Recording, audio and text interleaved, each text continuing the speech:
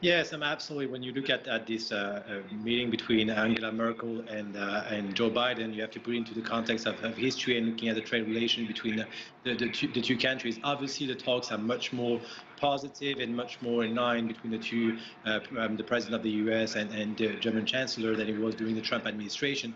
But there are still some disagreement on some trade, especially steel or aluminium. The question also of potential interest in over global trade issues, which is mainly for example on topic of the relationship with China.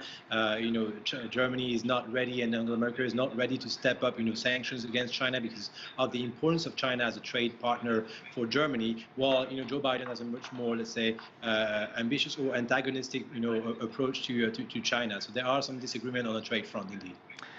Joe Biden antagonistic perhaps to China. Donald Trump was arguably antagonistic to Europe. Did that drive Merkel and the others toward Beijing? And if so, have they made a full recovery back towards Washington? What's very interesting is actually the position from Angela Merkel to reaffirm the fact that the European Union needs to have a seat at the table when it comes to negotiation with Russia, with China, which explains, actually translates a decision not to be, unilaterally behind the United States. And there's here, obviously, the way of experience, the fact that, yes, indeed, there are some clear common interest between Joe Biden and Angela Merkel and a friendship between the two. But the history has shown that the U.S. was maybe less stable politically, and the return of Trumpism is not something that is to be completely out of the equation and scenarios in the future. So the European Union needs to have its own seat in discussions to be able to bring a more steady position towards, especially Russia and China, and not, in line with the United States on a structural basis. And here, indeed, there are some disagreement with Russia. There's disagreement towards in the relation towards Russia, and also in the relation between China, where you can see here the position of the European Union is different from the one from the Biden administration.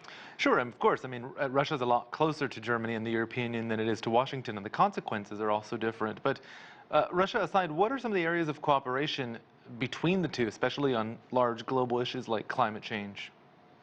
Well, on climate change, definitely that's an area where there are some clear possibilities for joint objectives and joint initiative between the U.S. and Germany, and clearly the element of building towards the COP26 summit in Glasgow at the end of the year on climate change was on the agenda. It's also one area where you can actually bring in China as a partner, and that's clearly the point that Angela Merkel has made to Joe Biden, and potentially pushing towards more collaboration and unity on the climate change mitigation or adaptation scenarios and initiative.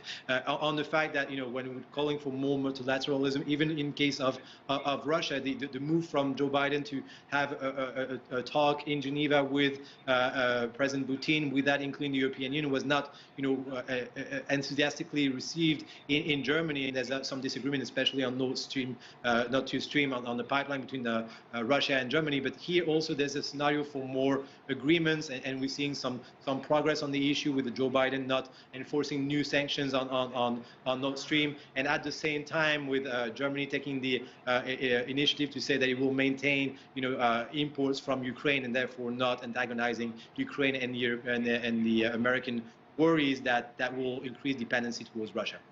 We've been talking a lot about global economic recovery, no doubt the EU needing some of that as well. What does Merkel's departure mean for EU recovery, for a strong EU economy, and what might that mean for the U.S. and China?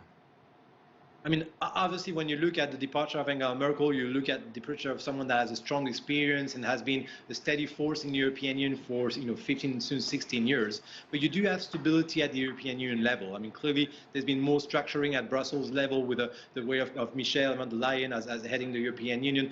President Macron, if he's re-elected next year, will continue being that steady force on the position that were shared by Angela Merkel. There was clearly friendship between French interests and the French administration and Angela Merkel and joint initiative there. So in terms of what it means for China, it is understanding that the position from Angela Merkel, or at least the will to have a seat at the table, will be maintained by the European Union in spite of the departure of Angela Merkel, and also the fact that China loses a key figure that was always proponing for more integration, especially in terms of joint investment and reciprocity that maintains the key word that will be the basis of agreement between the European Union and China. That was something that also Angela Merkel was demanding and requesting. So that doesn't really change structurally the relationship with the European Union, but that makes it even more important to maintain good relationship with Brussels and with President Macron, that will be the steady force of the European Union for the next few years, and use potentially climate change, as you were mentioning, as an area where you have collaboration perspective, both with the EU but also with the Biden administration, showing a way for steady improvement and partnership on those issues. Remi Piet from Embellie Advisory, thank you for your insight. My pleasure, Roy.